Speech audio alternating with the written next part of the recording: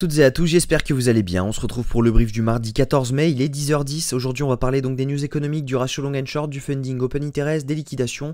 On regarderont ce que font les whales en finissant par l'analyse technique de Bitcoin. Mais avant ça, je vous invite à liker, commenter et vous abonner pour ceux pour qui ce n'est pas encore fait. On est plus de 1000 sur la chaîne, donc ça fait vraiment plaisir. N'hésitez pas à le faire pour ceux pour qui ce n'est pas encore fait. Donc au niveau des trades que j'avais pris hier, donc on est plutôt pas mal sur le plan. Bon, bah, même si celui-ci, on est un peu dégoûté de qu'il ne soit pas venu nous chercher, il y a quand même un petit truc qui est intéressant, c'est que maintenant il nous a laissé un equal high 3 fois, donc ici, ici et ici, et il y a de grandes chances qu'on vienne le chercher prochainement. En revanche, moi j'avais ouvert un long, donc qui était l'entrée parfaite juste ici, qui était tout simplement le rebond de la zone OTE de ce mouvement suite à ce choche. Donc là on avait un changement de tendance en faisant un plus haut juste ici, j'ai voulu revenir dans la zone de rechargement juste là, je suis rentré ici, et en fait j'avais hésité à sortir tout en haut, parce qu'on avait le croisement de deux trends, je ne l'ai pas fait parce que j'étais presque sûr qu'on allait venir les casser, et derrière on a eu une accumulation juste ici, on a eu une accumulation énorme donc de longues, et du coup il y a énormément de liquidations qui se sont juste mis juste ici, et donc du coup je suis sorti lorsque on est remonté. Juste là, je suis ressorti et donc ça m'a fait un RR de 4,37, donc plutôt pas mal, si je dis pas de bêtises, 4,37, voilà. Et donc voilà. Derrière, j'ai voulu re-rentrer juste ici, en fait parce qu'il y avait une belle entrée zone OTE après un mouvement haussier, etc. Mais il se trouve qu'on a quand même énormément de liquidations qui se sont accumulées là-dessous. Et il y a de grandes chances, à mon avis, de venir les chercher. Donc je ne suis pas rentré. J'ai juste TP ce long. Donc du coup, celui-ci, hop, je peux le mettre juste là. Voilà. Et donc le prochain, ce serait celui-ci pour une entrée à 59 994. Et vous allez vite comprendre pourquoi. Donc, on va commencer par les news économiques. Aujourd'hui, on va avoir un discours de Powell à 16h, donc ça va être impactant étant donné que demain, on a les chiffres sur l'inflation américaine, donc attention, il va y avoir du grabuge. À 14h30, on va commencer à bouger sur les marchés et il y a de grandes chances que ça parte fort. On a également les prix à la production aujourd'hui à 14h30, mais bon, ça a un très faible impact sur les marchés. Le discours de Powell devrait être normalement négatif. On n'a pas vraiment des bonnes news à venir, donc attention quand même au mouvement à venir, mais on pourrait être surpris. Au niveau du ratio long and short, on a 200 millions de short en plus pour 100 millions de long en moins uniquement sur Binance.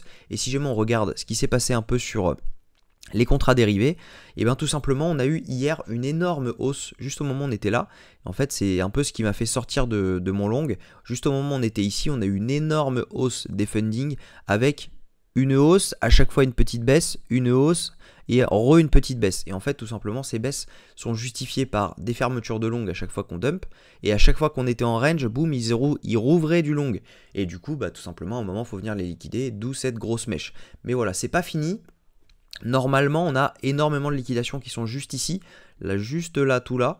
Donc, normalement, on devrait assister à une assez grosse liquidation en faisant quelque chose comme ceci pour derrière pouvoir revenir break tout simplement cette equal high que nous avons formé juste ici. Donc normalement on devrait venir incessamment sous peu au-dessus de cette zone, mais voilà, on a peut-être une entrée qui pourrait être magique juste là. Donc à voir. Au niveau des liquidations, donc si jamais je vous mets ça sur 24 heures, vous allez vite comprendre pourquoi j'ai coupé mon long avant. Quand on était là, je voyais qu'il y avait ces liquidations là et c'était très facile de les prendre. Donc quand j'ai vu le rebond, j'ai attendu tout simplement le rebond parce que je pensais qu'on viendrait chercher l'équal high avant. Quand j'ai vu ça, j'ai vu qu'on était en train un peu de peiner à aller beaucoup plus haut, j'ai clôturé et derrière on est venu chercher toutes les liquidations sur les dernières 24 heures et ça c'est plutôt intéressant parce que ça marche vraiment bien. Et si jamais on regarde sur 3 jours, ben pareil, on a... hop, si jamais ça veut bien s'actualiser. Pareil, on a des liquidations, donc là où je vous le disais, juste sous les lots. Ici, on a un equal low juste là qui est parfait. Donc, à mon avis, il y a de grandes chances de venir le chercher. Et si jamais on regarde sur une semaine, on a de grandes chances également de venir beaucoup plus bas. Hop, autour des donc 59 000 $. Par contre, cette equal high, et il y a énormément de liquidités à venir chercher, donc on va venir le chercher, ça c'est sûr. Maintenant, ce que j'espère, c'est que on va venir me chercher avant. Donc à très court terme, dump, très moyen terme, pump, et derrière, on verra à long terme au niveau de la technique. Est-ce que ça a chargé ça? Hop, alors. On va regarder ce que font les whales. Hop, si jamais ça veut bien charger. Alors, les whales, elles ne font rien du tout depuis ce mouvement. Elles ont acheté ce mouvement qui nous a permis de pump. Mais en attendant, elles ne font rien du tout. Les retails, eux, sont toujours en panique. Les retails sont en blanc. Donc les retails, eux, sont toujours en panique. Ils sont en train de vendre ce mouvement. Ils ne savent pas du tout quoi faire. Et ça, c'est vraiment encourageant parce qu'en général, quand les whales commencent à acheter, les retails vendent, les micro-whales, elles ne savent pas non plus trop quoi faire, mais elles continuent d'acheter, il y a quand même un ratio positif d'achat, et bien là, c'est là qu'on a les gros mouvements haussiers, tout simplement parce que ça veut tout simplement dire que le retail est en retard, et le retail est toujours en retard. Si jamais vous avez par exemple un prix qui monte comme ça, le retail, lui, il va se mettre à acheter environ ici, alors que c'est les whales qui ont acheté au début. Et les whales vont commencer à prendre profit juste là, au moment où le retail est en train d'acheter, pendant que lui, il est encore en train d'acheter. Il est toujours en retard, le retail, parce que il est prévenu par son taxi qui lui dit oh, le Bitcoin, vous avez vu, ou son coiffeur, ou son machin, et derrière, il est en retard. C'est ce qu'on appelle le FOMO, Fear of Missing Out.